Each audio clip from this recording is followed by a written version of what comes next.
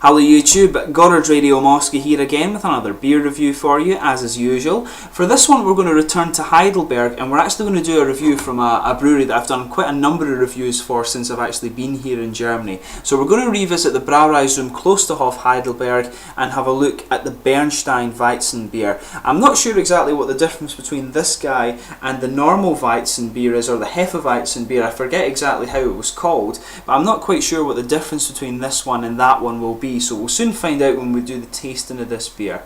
But as is usual with my beer reviews, I'll take you through a brief history of the brewery. In this case I'll talk about the monastery that's attached to the brewery as well.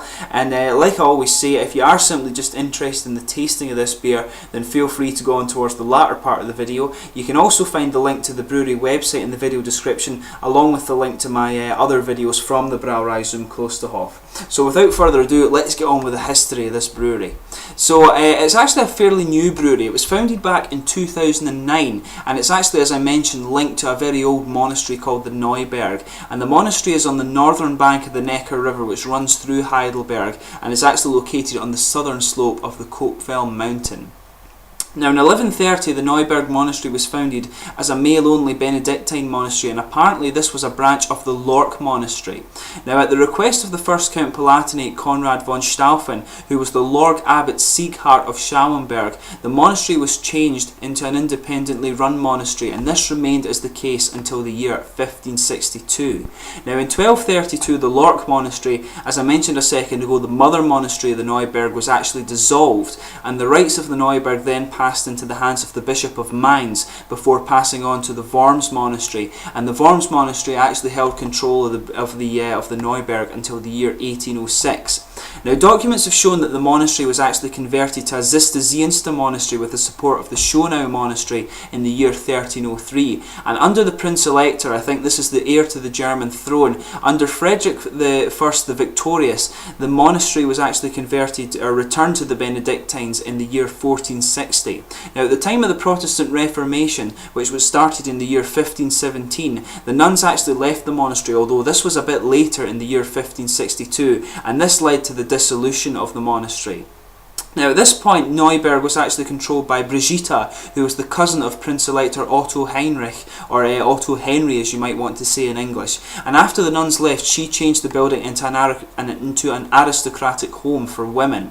Now the house was actually occupied by Prince Graf and his wife of the Stift family for a period during Brigitta's control of the monastery, and this is why today the monastery is still called the Stift Neuberg. Now the monastery was turned over to the Jesuits in the year 1706 by Prince Elector John William, and during their time they actually expanded the monastery and grew it until the Order of Prohibition from Pope Clemens XIV in the year 1773. And the monastery actually also became associated with the University of Heidelberg in the year 1798 after the approval of the Prince Elector. However, in the year 1804 the monastery went into private ownership, and it actually changed hands many times during this period, and it was owned for a while by the famous German author Karl von Weber, and it was later owned by Johann Friedrich Heinrich Schlosser from Frankfurt, who was a relation and friend of the famous German writer and politician Johann Wolfgang von Goethe. And they say that the building became somewhat of a centre for Romanticism during this period, and apparently guests included philosopher Friedrich Schlegel and also the writer Clemens Brentano. Now in 1908 the property was actually bought by its final private owner, who was Alexander von Bernis, and it was the meeting place of many intellectuals of the time. This included Rudolf Steiner, who was an Austrian philosopher, Stefan Gorge, who was a German poet, Friedrich Gundolf, who was a German Jewish poet and scholar, Wilhelm Trübner, who was a painter, and also Klaus Mann, who was a German writer. Now Alexander von Bernis actually sold the monastery to the Benedictine monks once again in the year 1926, and then in 1929 Adalbert of Neperg was actually installed as the first abbot of the new Neuberg monastery.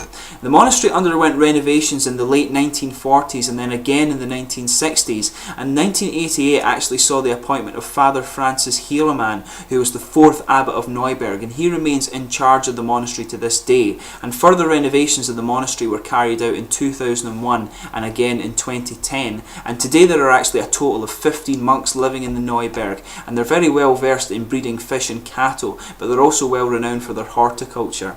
Now, to move on to the actual history of the brewery itself, the brewery actually opened in the year 2009, in the month of October to be exact, and it's attached to the monastery. Their brew kit apparently is German made, but it's from a defunct brewery in Mallorca. This was where they bought it, in the Balearic Islands, just off the east coast of Spain.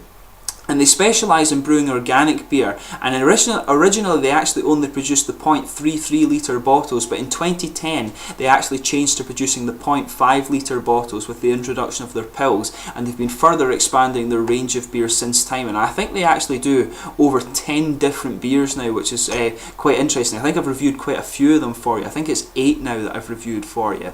But the water in Heidelberg is actually one of the best in Germany, and it's very, very soft with low mineral content, which apparently makes it ideal for brewing beer. And the monastery are actually very proud of the fact that they've been the first to tap this water source that doesn't need any treatment. It just goes straight into the brewing process, and apparently they use a wide variety of malts for each of their beers, which allows a better extraction of the sugars and thus a more rounded flavour. And the brewers also apparently like to use Aroma hops, and they also have their own specialist hop farmer called Friedrich from the Hallertau region, and apparently they have a particular affection for the Cascade and Fox hops. And of course all of their beer is brewed in accordance with the German Reinheitsgebot.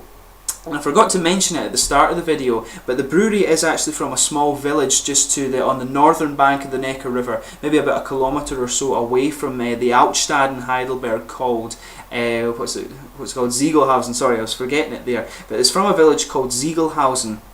And the brewery itself, you can go to the little brew pub there, and it's got a lot of different farm produce and things. You can buy a lot of different kind of local sweets, the different beers from the Klosterhof, of course, as well. And you can buy like marinated fish, turkey sausages, pork sausages, all of this sort of thing. So it's definitely worth the visit if you do happen to be in the Heidelberg region of Germany. But to list the other beers you can actually get from the Brauerei zum Klosterhof, in their classic range you can get the amber wheat, which I think is this guy, the dark beer, the Dunkel, the Helles beer, the Kellerbock, the Pils, and also the Weizen beer. In the seasonal range you get the Adventbock, the Hopfenfuchs, the Maibock, the Märzen, and also the Weizenbock. And they've got a number of seal beers, as they call them, that are actually matured in different casks. So let's get on with the tasting of this guy and we'll see how we get on. This is a 5.5% Naturtrüb Hefeweizen, if you like. So I'll bring up the camera and just make sure you can see the label of this guy. There's a lot of barley growing on the front of this guy, or malt if you like. You can see the label of this there. It's in the same style as the other ones, and as I've mentioned before, each of the different Brauerei zum Klosterhof beers have a different sort of colour label thing that tells you the type of beer it is. Here's the sort of top label of this guy. As I've mentioned in the other videos as well, these beers are organic, or bio beers as they like to refer to them in Germany. You see all of these organic shops that they call them biomarts in Germany, and you see these all over the place. The Germans seem to be quite into their organic food, and you can see as well the sort of Brauerei zum Klosterhof crest, if you like. And on the back, probably this is quite interesting to show you as well, you can see the Neuberg Monastery logo along with one of the European declarations there. And what's quite cool with this bottle as well, it tells you the Stammwürz percentage of alcohol in this, and this is another thing that they like to show in Germany. This is the percentage of the sort of raw Wort, as they call it in Germany. It's the percentage alcohol before they sort of take the beer down and actually make it fit for sale, if you like. So this guy is 12.5% Stammwürz, which is actually a little bit higher than most of them. Most of them I think are around 10 or 11, but I'm not certain about that. I need to actually get myself a bit more well versed in Stammwürz. But as I mentioned, this is a 5.5% Weizen beer, so let's get it open and we'll get on with the tasting. Not such a good pop with this guy, unfortunately. I always like to see how big a bang you get from these pop tops. That was a little disappointing, but we'll see. Let's get this guy out and we'll get on with the tasting here. Typical big Hefeweizen head seems to be coming out with this one. I'll just leave it at that just now. But as you can see, if I hold this up to the camera here, it's actually quite a dark golden beer. If you see, if I put my fingers behind it, it's quite a hazy one. It's a lot of smell of banana coming off of this guy. Actually, you can see a 3-fingered frothy head. It's actually slightly off-white, kind of bordering on beige there, but it's actually quite a dark one. It's a dark sort of caramelly gold colour, if you like, I would say. Maybe a sort of rich golden amber is a kind of good way to describe this guy. Actually, if I hold it to the light, yeah, it's definitely a sort of honey amber colour, I would say. That's probably a really good way to describe it, actually. Honey amber colour, definitely. Just get the sediment out into this guy. This is how a German Hefeweizen kind of should be poured. But you can see just a little bit of carbonation kind of going up to the top there. Very, very small bubbles just coming up towards the head. That's gone down to 2 fingers now. Definitely very frothy. As I mentioned, it's slightly off-white. We'll just get the last of this in here, then we can shut this guy up. Just get that sorted. So there we are. We're good to go with the tasting now. So in terms of the aroma with this guy, it smells of your typical Hefeweizen. With these beers, as I've noted in previous reviews, they all have a sort of chalky kind of mouthfeel, and you can detect that in the aroma. And it's quite a, you note it's a sort of certain aspect of the kind of bready, yeasty aroma that you get from these guys. But this guy definitely has it. There's a lot of banana and clove in there. It's quite sweet, actually. It does have a really, the banana and clove aromas do have a really kind of big blast of yeasty sweetness about them, which is quite interesting. But a very doughy and bready aroma with this guy. Some, like I say, you're getting some spice out of it also. Well, I sniffed a little bit of it up there. But yeah, you're definitely getting a sort of yeasty banana spice out there. That happens sometimes when you're doing beer reviews. But you're definitely getting a kind of banana-y and yeasty character out of this guy. Big bready base, but it's a very sweet smelling beer. In fact, there's not much in the way of hop character with this. Definitely a malty beer in this one, but that's typical of a Hefeweizen. So let's give it a taste and see how we get on.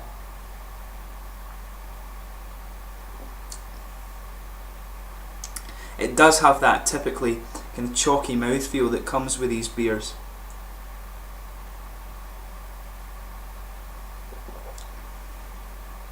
But yeah, this one is actually a lot better, a lot more balanced than the other beers. It's actually quite well done, in fact.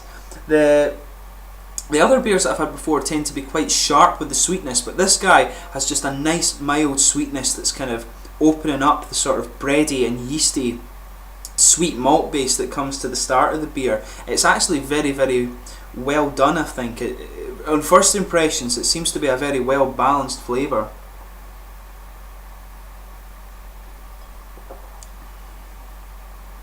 But yeah, you're opening up definitely with a sort of doughy and white bready malt base, and there is just a nice little bit of kind of banana in the background there that gives it the sort of typical Hefeweizen flavour.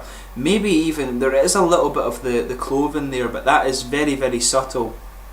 Definitely the most prominent thing is the yeast in this guy, and it helps bring out with the mouthfeel that's typical of these Brauerei zum Klosterhof beers. They've got the typically kind of chalky mouthfeel, very, very yeasty, very, very bready, and that's present in pretty much all their beers. I think it was only the Heidelberg special beer that didn't seem to have that particular characteristic.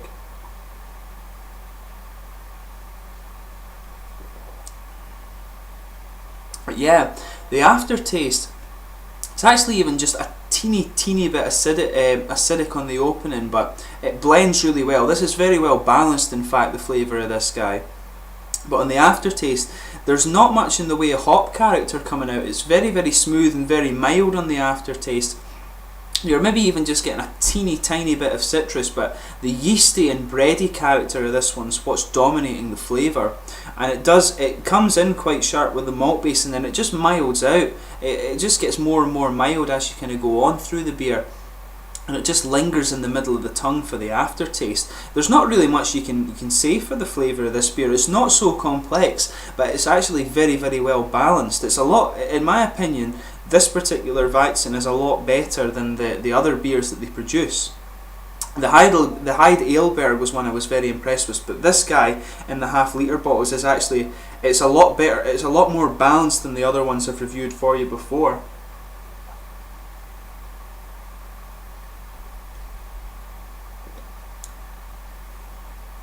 But yeah, when you take it in, there is definitely just a little bit of acidity on the open. Then you go into that nicely blended banana, bready and yeasty malt base, very, very well balanced. A little bit of clove flavour in there as well, and then that malt base just kind of dies down a little bit, smooths out. You have a little bit of banana and a little bit of the yeasty bread just kind of going into the aftertaste. And there's not much more to be said about it. The flavour isn't very complex, but it's actually very, very well balanced. In terms of the mouthfeel, like I've said a couple of times already, you're getting that sort of chalky mouthfeel to it. It's mid to full bodied. It is actually quite a heavy going beer. It's actually better, I think, when it's more, if you serve it maybe about 6 or 7 degrees or whatever. So take it out the fridge, let it sit for 20 minutes, half an hour, and you'll get more of these kind of bready malt flavours out of it. As I say, you've got the slightly chalky mouth feel, and the carbonation's actually very smooth with this one. You can't really feel it at all, and as I've said before, that's typical of German beer. Maybe even a slightly oily mouthfeel to this one, but it's a typical kind of Hefeweizen. In my opinion, probably the best balanced beer out of the range that you can get from the Brauerei zum Klosterhof. They're interesting beers to try, in my opinion, because it's quite unique in my experience so far that they have these kind of chalky mouthfeel. So some people will like that. It's something that took me a little while to get used to, I would say. But if you're into trying different stuff, you know, give the Brauerei zum Klosterhof a little go, and check out my other beer review videos from there if you're interested more in this particular type of beer, and the bio beer, of course. Hopefully if I come back to Germany at some point I can review a few more of the organic beers for you, but I've only got time, I've only got 2 weeks or so actually left here, so I'm kind of limited on what I can do at the moment. But thanks again for watching my beer review. I hope you found this one informative. As I always say, let me know in the comment section if you do happen to have tried this brewery. This will probably be my last Brauerei zum Klosterhof review for you for a little while. Hopefully I can come back to Germany and review some more of their stuff for you at a later date, but I think I've done quite a few of their beers already, so we'll need to see how that goes. Let me know in the comment section, as I say, your own thoughts on this beer. Please like, subscribe, share, all the usual YouTube stuff. I thank you again for your continued support on my channel, and I'll catch you soon with another beer review. Cheers!